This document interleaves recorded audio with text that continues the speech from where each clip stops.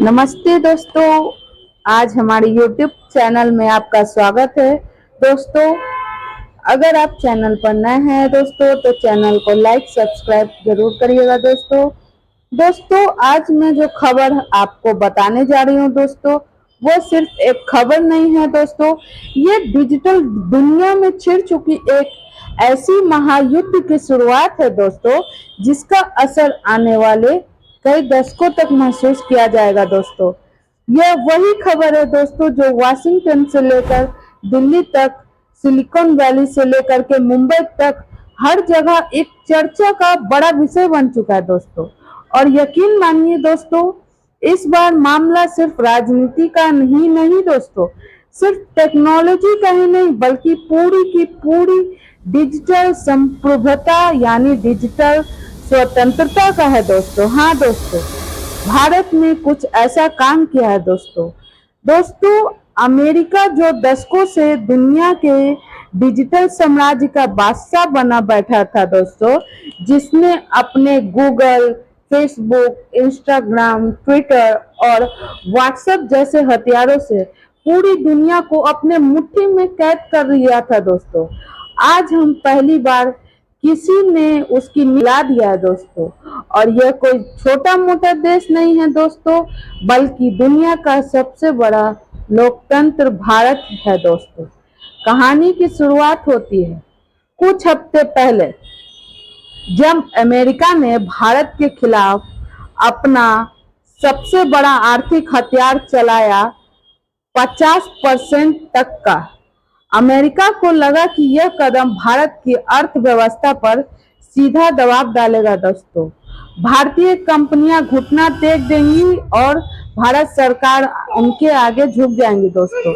लेकिन दोस्तों, यह 21वीं सदी का भारत है जो झुकने लेकिन दोस्तों यह 21वीं सदी का भारत है जो झुकने के लिए नहीं बल्कि पलटवार करने के लिए जाना जाता है दोस्तों।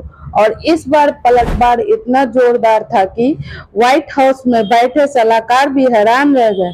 भारत ने सबसे पहले उन सभी चीजों के इंपोर्ट और एक्सपोर्ट पर रोक लगा दिया जिन पर अमेरिका भारत पर निर्भर था। नतीजा ये हुआ दोस्तों कि अमेरिका की सप्लाई चेन में भूचाल आ गया दोस्तों। उनके बड़े बड़े उद्योगपतियों और कारोबारियों के चेहरे पीले पड़ गए और वहां की मीडिया में ये हेडलाइन बनने लगी दोस्तों, इंडिया स्ट्राइक्स बैंक। लेकिन असली खेल तो इसके बाद शुरू हुआ है दोस्तों। यह तो सिर्फ झड़प थी दोस्तों, असली युद्ध का ऐलान तो तब हुआ जब भारत ने डिजिटल मोर्चे पर हमला बोल दिया दोस्तों।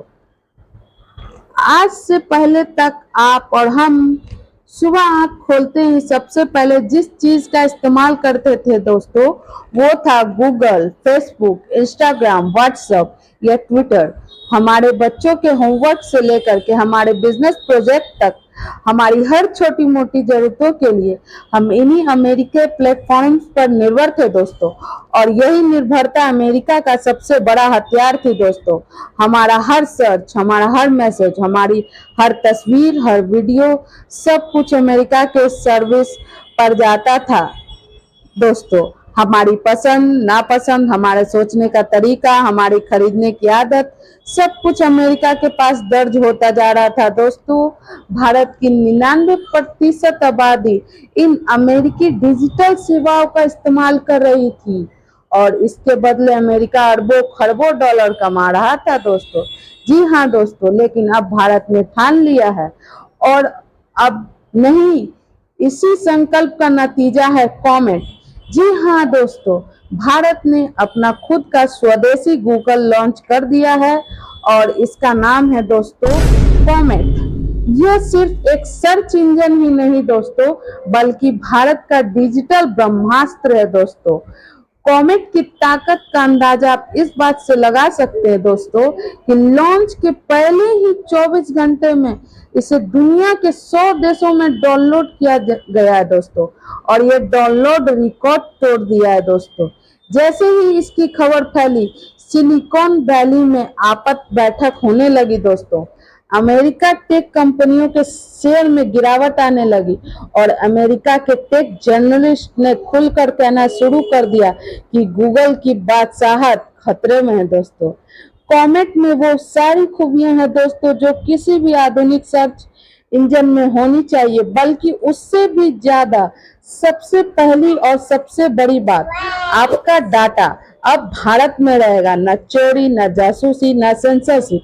जो कुछ आप कॉमेट पर सर्च करेंगे उसका रिकॉर्ड सिर्फ भारत के सर्वर पर होगा और उस तक पहुंच सिर्फ अधिकृत भारतीय अधिकारियों की ही होगी। दूसरी बड़ी खासियत यह 23 से ज्यादा भारतीय भाषाओं में उपलब्ध है दोस्तों। अब इंटरनेट सिर्फ अंग्रेजी जानने वालों के लिए ही अधिकार नहीं है दोस्तों, बल्कि हर भारतीय अपनी भाषा में इसे इस्तेमाल कर सकेगा। तीसरी और सबसे खतरनाक ताकत कॉमेट पूरी तरह एआई यानी आर्टिफिशियल इंटेलिजेंस से है दोस्तों। यह आपकी पसंद नापसंद को सीखेगा, आपके लिए खुद से कंटेंट ढूंढेगा और ऑडियो वीडियो के जरिए उसी भाषा में जवाब देगा जिसमें आप चाहेंगे। सोचिए, आप अपनी मातृभाषा में बोलकर कोई सवाल पूछते हैं और कमेंट आपको उसी भाषा में जवाब दे देता है, तो वो भी सिर्फ टेक्स्ट नहीं बल्कि ऑडियो और वीडियो में। यह सुविधा आज तक गूगल भी इस स्तर पर नहीं दे पाया दोस्तों। और तो और कॉमेट आपकी इंटरनेट डाटा खपत को भी कम करेगा दोस्तों, यानी आपका 1 GB डाटा पहले से ज्यादा चलेगा, जिससे गरीब से गरीब यूजर भी लंबे समय तक इंटरनेट का फायदा उठा सकेंगे दोस्तों। यह कदम सिर्फ टेक्निकल नहीं बल्कि कूटनीतिक भी है दोस्तों। ऐसा कदम पहले चीन ने उठाया था जब उसने गूगल, यूट्यूब और फेसबुक को अपने देश में बैन कर दिया था और अपने प्लेटफॉर्म्स लॉन्च किए थे दोस्तों। वजह थी डाटा सुरक्षा और अमेरिकी जासूसों से बचाव दोस्तों। अब भारत ने भी उसी राह पर कदम रखा है दोस्तों, लेकिन अपने तरीके से। भारत सिर्फ अपने देश में ही नहीं बल्कि वैश्विक बाजार में भी कॉमेट का पेश कर रहा है दोस्तों।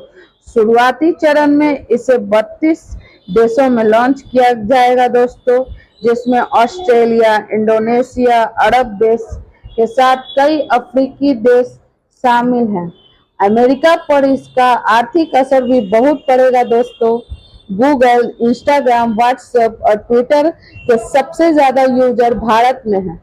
अगर भारत एक दिन के लिए भी इन सेवाओं को बंद कर दे तो अमेरिका को अरबों डॉलर का नुकसान होगा। और अगर कॉमेट ने इसकी जगह ले ली दोस्तों तो यह नुकसान जो है रूस का हो जाएगा। लेकिन दोस्तों, कॉमेट सिर्फ शुरुआत है। भारत जल्द ही ट्विटर, इंस्टाग्राम और व्हाट्सएप जैसे ऐप्स के भी भारतीय वर्जन लॉन्च करने की तैयारी में है दोस्तों। यानी आने वाले वक्त में हमारा हर मैसेज, हर फोटो, हर वीडियो भारत के सर्वर पर रहेगा और भारत के कंट्रोल में रहेगा। और यही वजह है दोस्तों कि अमेरिका की नींद उड़ चुकी है। खबर है कि अमेरिका राष्ट्रपति डोनाल्ड ट्रंप ने पीएम नरेंद्र मोदी को अमेरिका आने का न्योता दिया है ताकि इस पूरे विवाद को बातचीत से सुलझाया जा सके।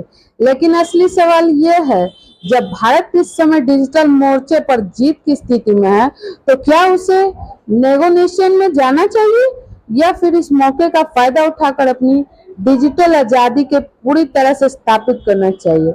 तो दोस्तों, इस पूरी कहानी का निष्कर्ष किसी साधारण घटना का अंत नहीं बल्कि एक ऐतिहासिक मोड़ का आगाज है। यह केवल एक सर्च इंजन के जन्म की बात नहीं बल्कि उस डिजिटल क्रांति की घोषणा है जो आने वाले दशकों तक भारत की पहचान को बदलने वाली है। कमेंट ऐप का लॉन्च सिर्फ तकनीकी विकास का प्रतीक नहीं बल्कि हमारे राष्ट्रीय आत्मसम्मान, आर्थिक स्वतंत्रता और डिजिटल संप्रभुता का झंडा है जो अब पूरी दुनिया में लहराने के लिए तैयार है। पिछले 70 सालों से अमेरिका ने अपने डिजिटल औजारों और कंपनियों के जरिए पूरी दुनिया के डाटा पर राज किया है। हमारे विचार, हमारी आदतें, हमारे कारोबार और यहाँ तक कि हमारे बच्चों की पढ़ाई तक सब उसके सर्वर में कैद होकर उनके फायदे के लिए इस्तेमाल होते रहे। लेकिन आज भारत ने यह स्पष्ट संदेश दिया है कि अब वो दूसरे की डिजिटल गुलामी नहीं करेगा। कॉमेंट ऐप का आना इसे गुलामी की जंजीरों को तोड़ने की शुरुआत है। यह सिर्फ एक टेक्नोलॉजी का लॉन्च नहीं बल्कि मानसिक, आर्थिक और राजनीतिक मोर्चे पर आत्मनिर्भर बनने का सबसे बड़ा कदम है।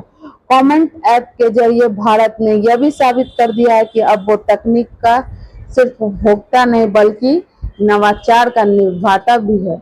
यह वही भारत है जिसने कभी आईटी और सॉफ्टवेयर सेवाओं से दुनिया को चौंकाया था और अब एआई और डाटा सुरक्षा के क्षेत्र में भी दुनिया को पीछे छोड़ने की तैयारी में है। यह कदम केवल हमारे देश के 140 करोड़ नागरिकों के डाटा को सुरक्षित रखने का वादा नहीं बल्कि विश्व के सामने एक आदर्श स्थापित करने का प्रयास है कि तकनीकी प्रगति के साथ साथ निजता और संपूर्णता भी सुरक्षित रह सके। दोस्तों, आर्थिक दृष्टि से देखें तो यह फैसला अमेरिका जैसे महाशक्ति के लिए भी एक सीधी चुनौती है। भारत का बाजार दुनिया के सबसे बड़े इंटरनेट यूजर बेस के रूप में पहचाना जाता है। अगर ये बाजार अमेरिकी प्लेटफॉर्म से हटकर भारतीय प्लेटफॉर्म पर आ जाता है तो न सिर्फ अरबों डॉलर की धनराशि यही देश में घूमेगी बल्कि लाखों युवाओं के लिए नए रोजगार और स्टार्टअप के अवसर भी पैदा होंगे। यह डिजिटल आत्मनिर्भरता हमारे व्यापार संतुलन को मजबूत करेगी और विदेशी निर्भरता को कम करेगी।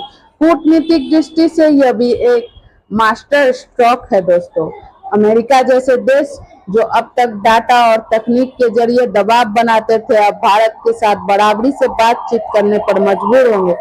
आने वाले समय में कमेंट ऐप सिर्फ भारत में ही नहीं बल्कि दर्जनों देशों में अपना पैर पसारेगा, जिससे भारतीय वैश्विक डिजिटल मानचित्र पर एक नई शक्ति के रूप में उभरेगा। और सबसे महत्वपूर्ण बात, यह कदम एक पीढ़ीगत बदलाव का प्रतीक है। दोस्तों, आने वाली पीढ़ी जब इतिहास पढ़ेगी तो उन्हें यह साल याद रहेगा कि यह वह समय था जब भारत ने दुनिया में अपना ताज पहना। तो कहेंगे जिस तरह 1947 में हमने राजनीतिक आजादी पाई थी, वैसे ही 2025 में हमने डिजिटल आजादी पाई है और इस आजादी का नाम है कमेंट ऐप। यह सिर्फ एक ऐप नहीं, यह भारत की डिजिटल स्वतंत्रता का बिगुल है। यह आत्मनिर्भरता नहीं, भारत का डिजिटल स्वरूप है। यह उस युग की शुरुआत है जब भारत सिर्फ दुनिया की तकनीकी का हिस्सा नहीं रहेगा बल्कि उसके नेतृत्व करेगा। कमेंट ऐप के आने वाले कल का वह सूरज है जिसकी किरण दुनिया भर के देशों में प्रेरणा देगी ताकि तकनीक की असली ताकत अपने देश और अपने लोगों के हित में इस्तेमाल की जाए। और यही कारण है कि आज हम गर्व से दोस्तों मिलते हैं नेक्स्ट